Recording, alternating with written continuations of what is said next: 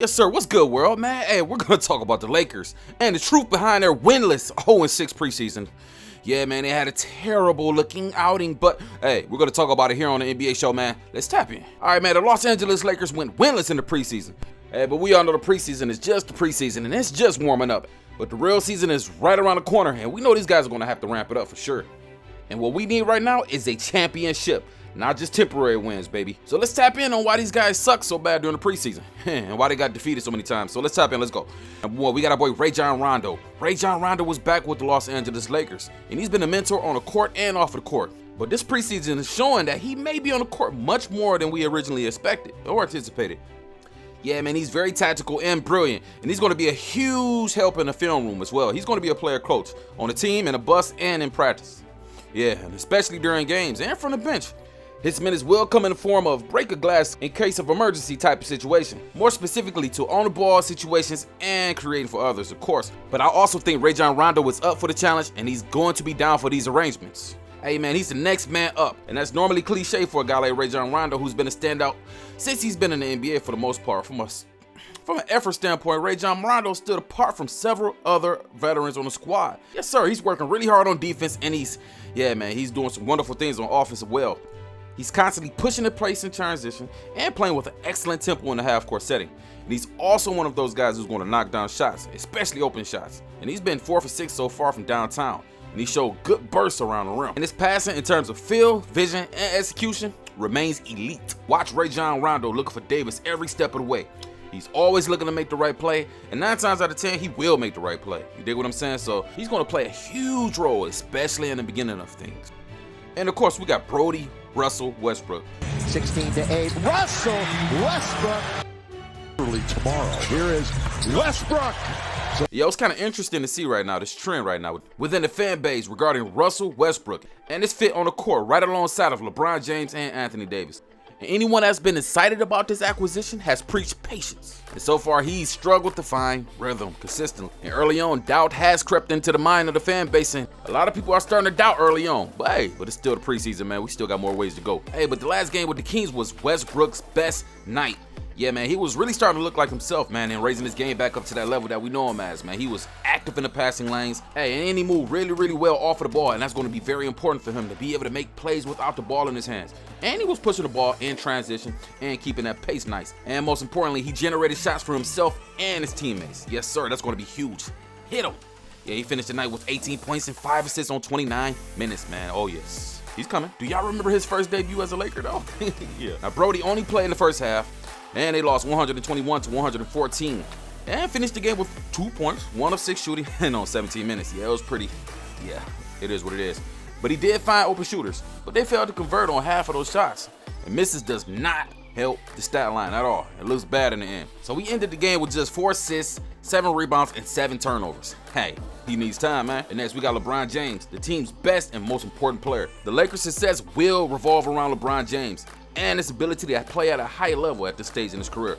Yeah, man, we know Brody and AD are very important, but it's no secret. We're going to need LeBron James to play at a very high level. So in other words, these guys need to mold to LeBron James's ways and not the other way around. LeBron is the 4-time NBA championship, 3 different teams. Y'all know what it is. On 116-112 loss to the Kings, of course. This was easily LeBron James' best game so far. He racked up 19 points in 18 minutes in the first half. After a brief scare when LeBron James came down for a rebound and he grabbed that ankle. Ooh, that was a scare for the Los Angeles Lakers, and they called a timeout. But he was able to walk off the court, finishing the game with 30 points, 6 rebounds, and 6 assists in his most aggressive game yet. Yes, sir. Next, we got our boy Anthony Davis, big AD. Yeah, man, he had 20 points, and he's starting to look like his old self again. A fully emerged, a fully healthy Anthony Davis is absolutely a game changer for the Los Angeles Lakers and the whole entire NBA. And we all know he was at his best in the bubble a couple years ago. He was like a 1B to LeBron James.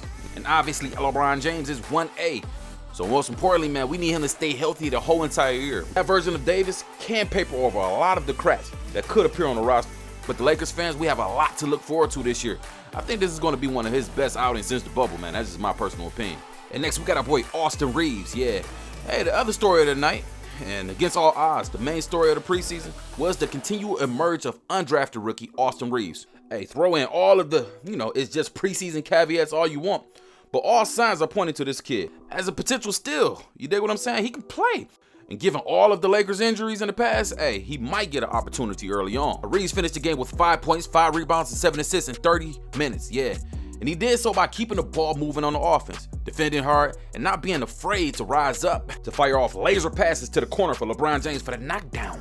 And like I said earlier, he might not play as much with the whole team health, but the argument could be made that he should get a legit shot, especially with THT down and Trevor Ariza sideline. Yeah, man, he's going to get a look, man. Hey, man, he played real minutes in the game with the Lakers and the rest of the starters.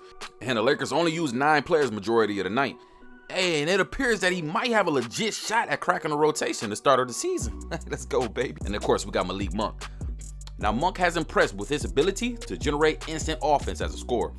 Hey, man, even earning the nickname the Microwave. Nice little moniker from the teammates. Hey, but Monk just isn't an accurate shooter. But he's one of those guys who has a quick trigger and deep range. So having him on the court this year will help stretch the floor.